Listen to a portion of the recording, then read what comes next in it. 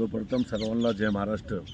माननीय या जालना विधानसभा मतदारसंघाचे लाडके आमदार अर्जुनरावजी खोतकर साहेब यांना जालना शहरातले नागरिक व शेतकऱ्यांची जी मुख्य मागणी होती, नांदेड समृद्धी महामार्ग व जालना महात्मा फुले मार्केट ह्या दोन कामासाठी माननीय खोतकर साहेब यांनी राज्याचे उपमुख्यमंत्री एकनाथजी शिंदे साहेब यांच्या अध्यक्षतेखाली उद्या 4 वाजता 7 तारखेला ही महत्त्वाची मीटिंग पार पाडणार आहे।